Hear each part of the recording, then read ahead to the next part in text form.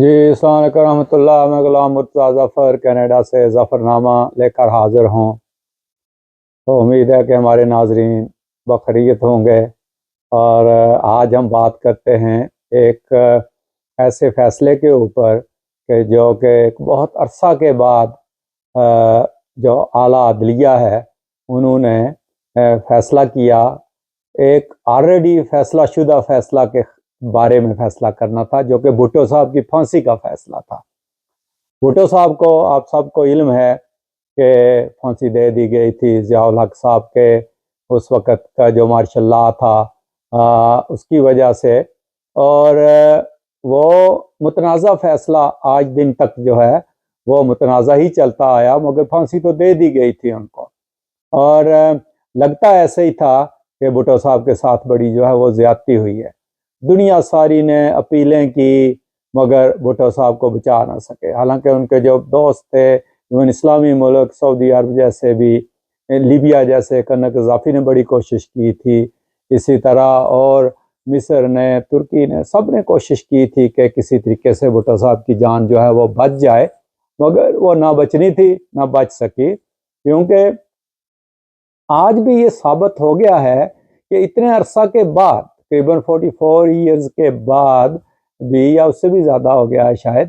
کہ جو فیصلہ کیا ہے سپریم کورٹ نے اس میں بھی یعنی اس کالعدم قرار نہیں دیا اس فیصلے کو جو اس وقت کے سپریم کورٹ نے فیصلہ کیا تھا، اس کو انہوں نے کالعدم قرار نہیں دیا، جبکہ امید یہی لگائی جا رہی تھی، جو صدارتی ریفرنس بھیجا تھا زرداری صاحب نے، اور بڑی وکیلوں کے جو ہے نا وہ بحثیں ہوئی، دلائل بھی دیے گئے کہ چاہتے یہی تھے ریفرنس بھیجنے والے اور بلاول صاحب بھی اور زرداری صاحب بھی کہ سپریم کورٹ یہ فیصلہ کرے کہ یہ فیصلہ اس وقت جو ہے اس کو کالعدم قرار دے، کہ اور کہے کہ جوڈیشل جو ہے وہ قتل ہوا تھا بھٹو صاحب کا۔ مگر سپریم کورٹ نے جو فیصلہ دیا ہے وہ ایک قسم کا ٹھیک بھی ہے اور نہیں بھی ہے۔ ٹھیک اس لیے ہے کہ انہوں نے اس فیصلے کو کالعدم قرار نہیں دیا ہے، اور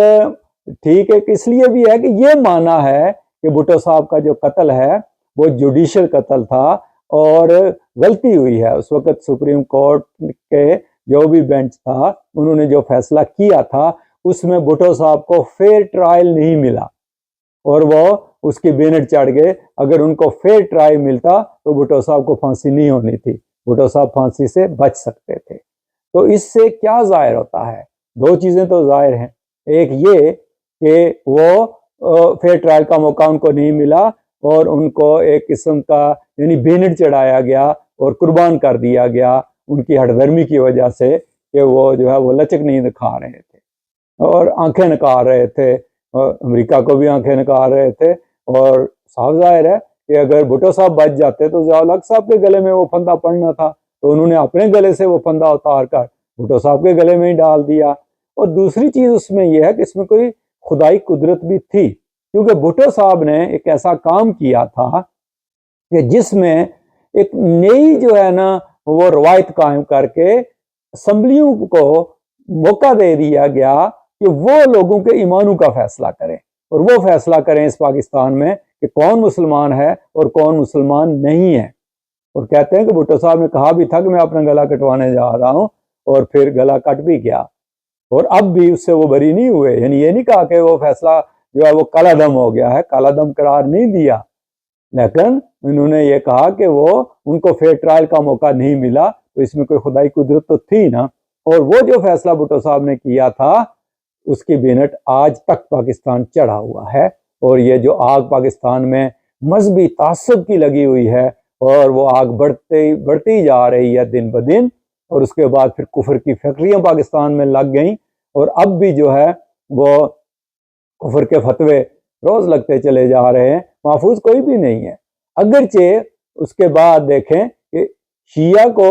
اسمبلی نے تو غیر مسلم قرار نہیں دیا، مگر جو معاشرہ بنا گئے بھٹو صاحب، جس طرف رہنمائی کر گئے اس قوم کی، انہوں نے مطلب وہ تو ڈنکے کی چوٹ اب بھی کہتے ہیں کہ شیعہ مسلمان نہیں ہے، اور کتنے شیعوں کو جو ہے نا وہ اسی وجہ سے مار دیا کہ یہ گستاخ رسول ہیں، یہ گستاخ صحابہ ہیں، اور پھر کتنی آگ جو ہے نا وہ یعنی بھڑکی اس کے بعد، اسی وجہ سے کہ جب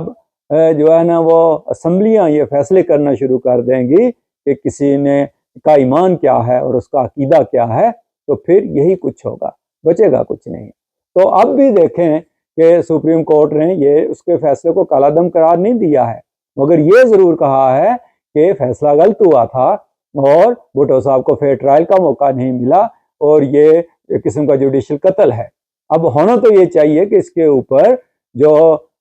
سپریم کورٹ کے سربراہ ہیں وہ معافی مانگتے کہ واقعی ہمارے ہی ادارے کے سربراہوں نے، اس وقت کے سربراہوں نے ایک غلط فیصلہ کیا تھا، مگر اتنی ہمت کسی میں نہیں ہے، اتنی جرت کسی میں نہیں ہے۔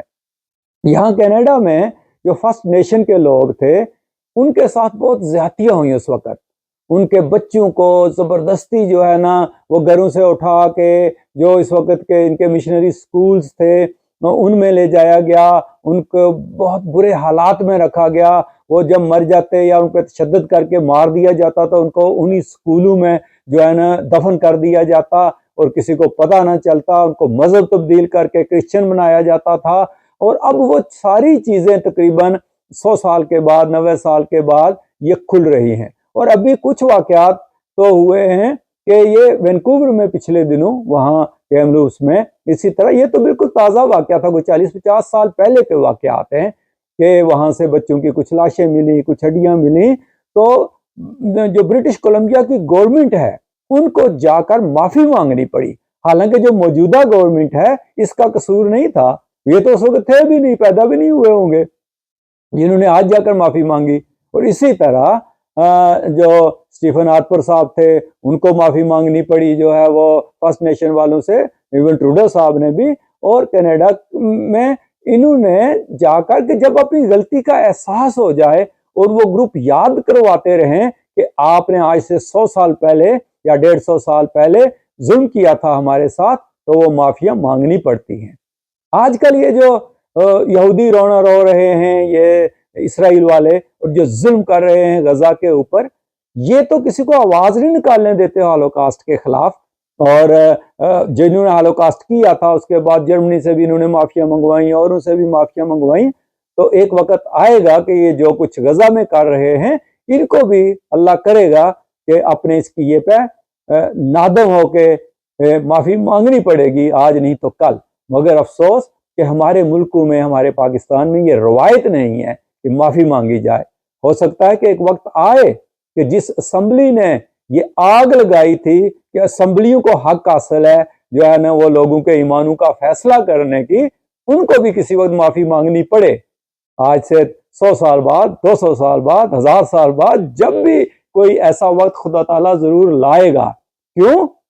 کہ کیا صرف پاکستان کی اسمبلی کو یہ حق حاصل تھا؟ باقی دنیا میں مسلمان نہیں رہتے؟ کسی اور اسمبلی نے فیصلہ کیوں نہیں کیا؟ کسی اور ملک نے اس طرح کی جو ہے نا وہ اسمبلیوں میں جا کر کسی کے ایمان کا فیصلہ کیوں نہیں کیا؟ حالانکہ بڑے بڑے متنازع جو ہے نا وہ فرقے موجود ہیں جو کہ سرے عام ایسی حرکات کرتے ہیں کہ جن کا اسلام سے کوئی تعلق بھی نہیں ہے، اور بھی ہیں ایسے، مگر نہیں۔ ایون کہ وہاں ایران جیسے ملک میں بھی ایسے فرقے موجود ہیں جو بہت تھوڑی تعداد میں ہیں، جو بالکل سراسر جو ہے نا، جس طرح بہائی بھی وہاں ہیں، یا اسی طرح وہ جو آتش پرست ہیں، اور یزیدی جو ہے نا فرقہ ہے، اور بہت سے ہیں، لیکن وہاں ان کی اسمبلیوں نے بھی ایسا کام نہیں کیا کہ وہ ان کے بارے میں جا کر جو ہے نا وہ فیصلے کرے۔ تو یہ جو آگ پاکستان میں لگائی تھی بھٹو صاحب نے، وہ تو اسی کی بھینٹ جو ہے وہ چڑھ گئے، مگر آگ میں جلا گئے سارے پاکستان کو بھی۔ تو اب یہ فیصلہ کیونکہ ہو گیا ہے، اور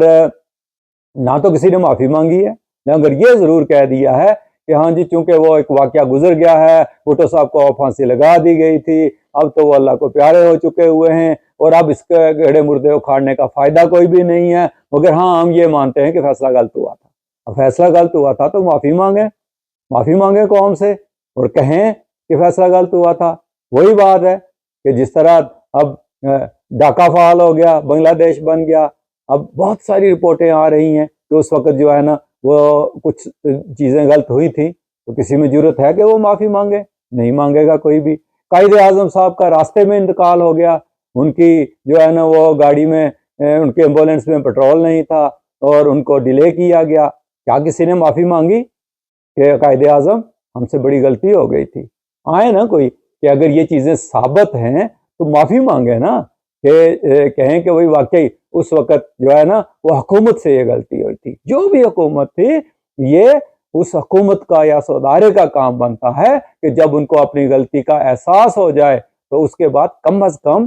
دوسروں کے زخموں پر مرہم لگانے کے لیے اتنا تو کہیں جی کہ یہ غلط ہوا تھا اور ہمارے ادارے سے ہوا تھا، تو ہم قوم سے اس پہ معافی مانگتے ہیں اور آئندہ کے لیے ہم ایسا نہیں کریں گے. مگر آپ بھی دیکھیں کہ عمران خان کے ساتھ وہی کچھ نہیں ہو رہا ہے. حالانکہ ضدی ہیں وہ بھی، بھٹو صاحب بھی ضدی تھے. بھٹو صاحب مان لیتے تو ضیاء تو چاہتا تھا کہ یہ کسی طریقے سے ملک چھوڑ کے نکل جائے،